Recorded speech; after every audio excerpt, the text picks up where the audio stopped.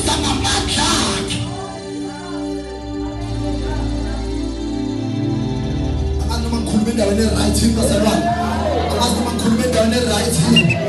Bazalwane.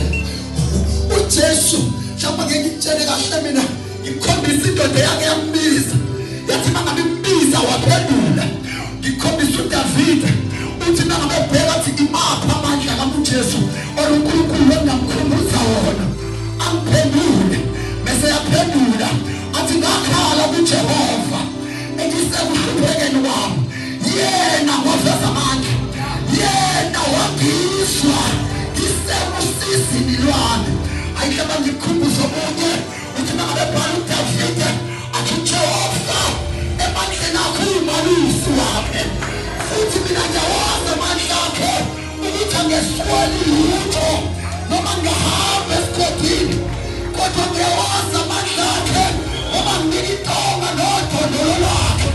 Oh Jesus, oh Jesus, what power.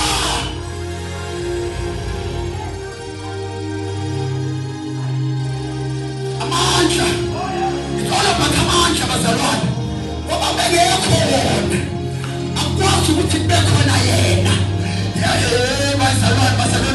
bazalwane ngithi mina into yenza umuntu wakho umkhumbi wehla amandla ezwi lakhe akhulayo bazalwane into yenza kube khona izisekelo zalo mhlaba amandla ezwi lakhe elathi let there be light and the power was shown up.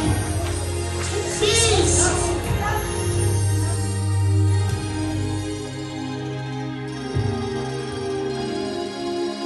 Nginomuzo ukuthi othandazayo engawazi amandla uthandazana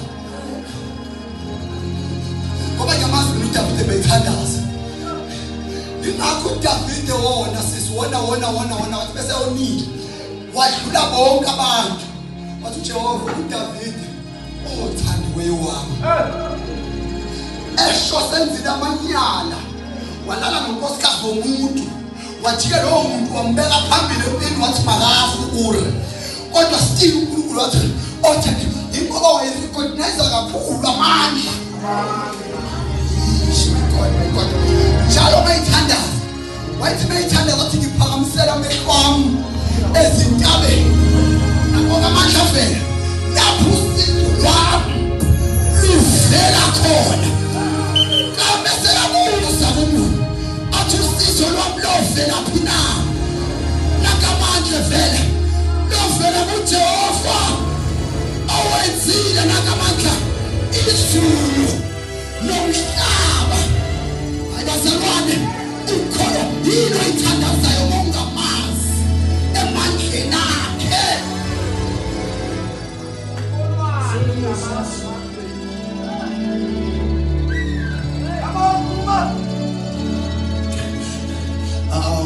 Ngathi ngengcwadi bethu ukukhuluma ebantwini abangizwayo yazi madoda ngithi mina akukho ukukholwa ngaphandle kwamandla ngoba the faith comes by hearing the word of God and the word of God is the power to us lingamandla kwabaphilayo kodwa linkulu ekushuza yikho into eyenzekayo ngaphandle kwamandla.